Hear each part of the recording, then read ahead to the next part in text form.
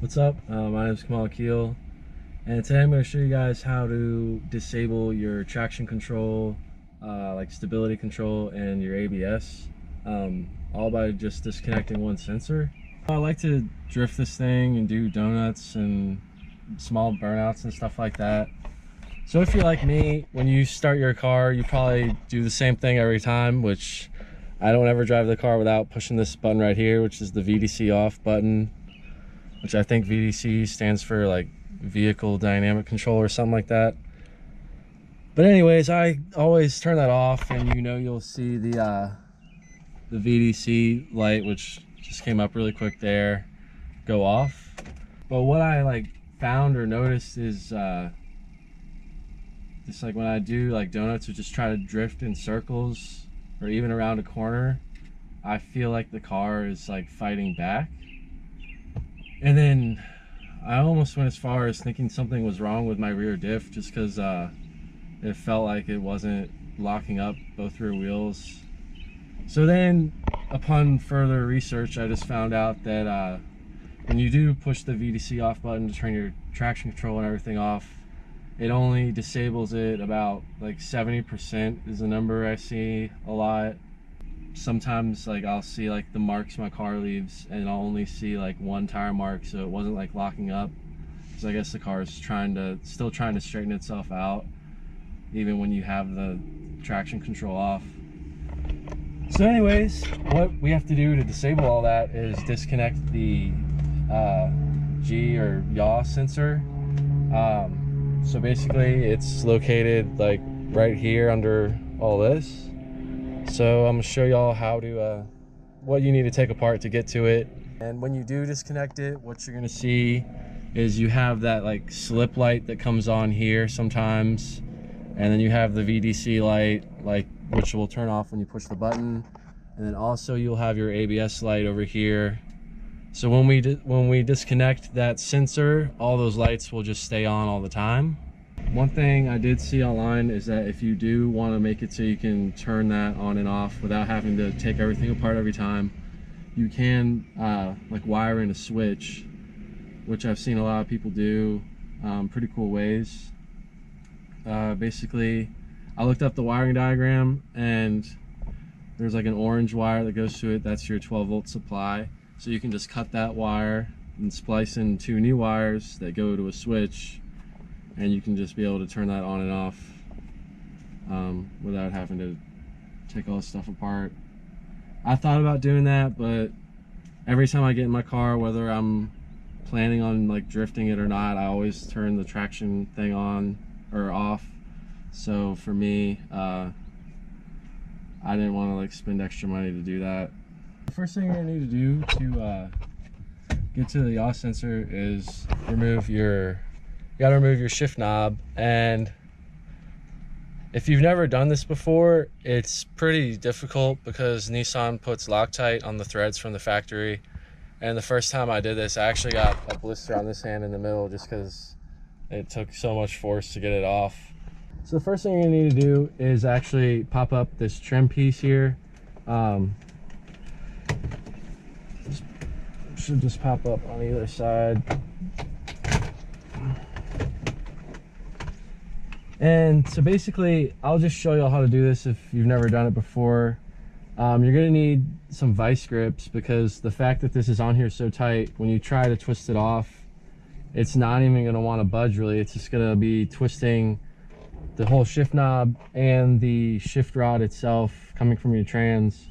So what you're gonna need to do is actually use vice grips to hold it in place. I put them on this side, on the passenger side, so when I'm twisting to release it, this will hit the pad right here and act as leverage. I did show this in the video where I was gutting my Z.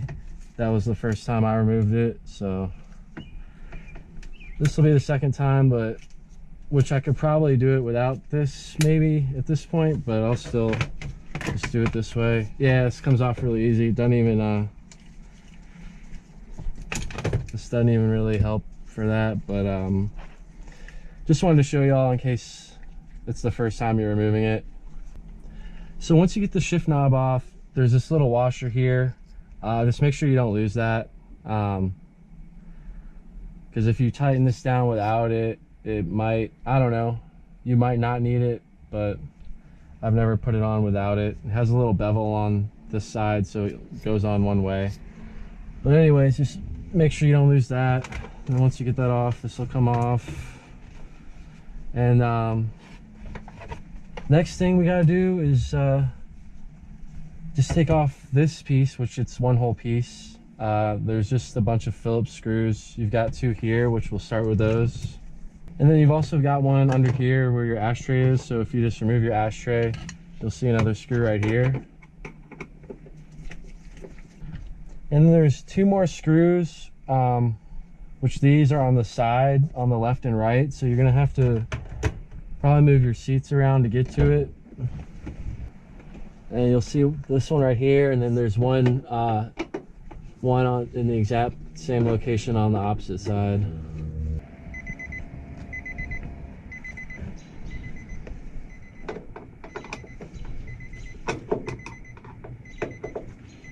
All right, so once you get all those screws out, this should just come right up. The only difficult part is just getting it over the e-brake there. And then you have a connector right here, which comes off pretty easy.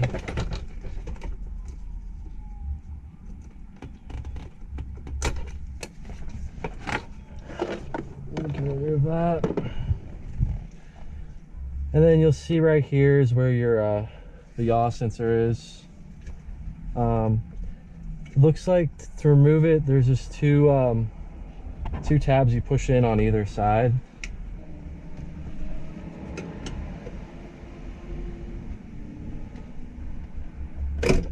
All right, I didn't actually end up using these, but it is a little bit tricky to get out.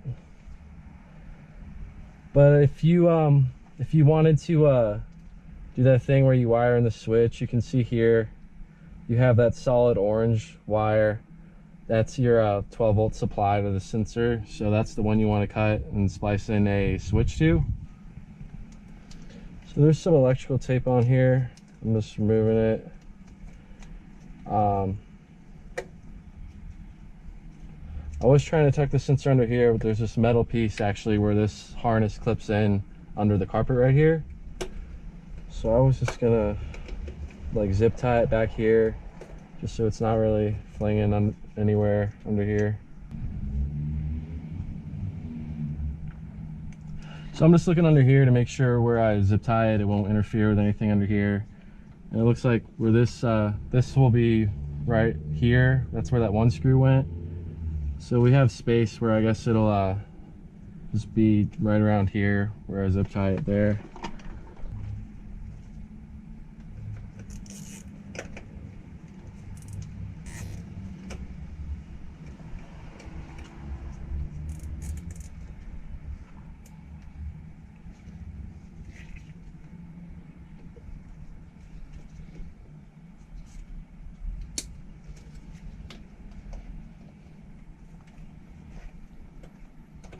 All right, so now I got just have the connector zip tied on the harness here, just tucked in this little area here so it's out of the way.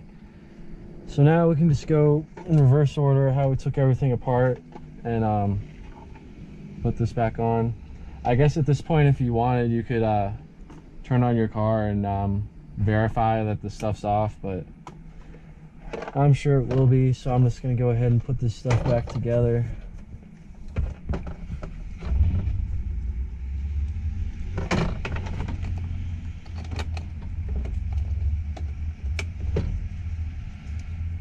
So we just clip that connector on, and just slide this over your e-brake.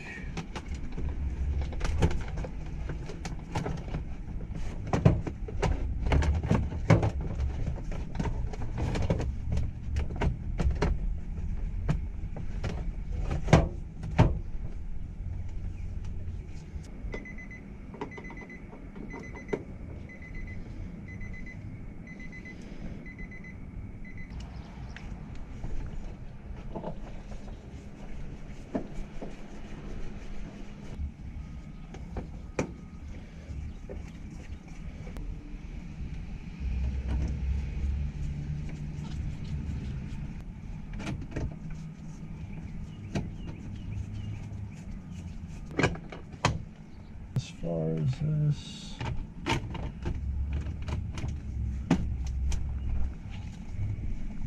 And then don't forget this little spacer with the bevel part going down. It fits on that part. And then you can just screw your shift knob back on. Which the only thing I noticed when you take these off is that when you put them back on, sometimes when you tighten them all the way down, they won't exactly be perfectly straight anymore. This one's pretty worn out, and I plan on getting an aftermarket one eventually, so I guess it won't matter when I do that, but it's just a heads up. You might want to twist your boot a little bit to the left, because when you tighten it down, it's going to move it, as you can see. So it might take a few tries to get it to line up perfectly, but and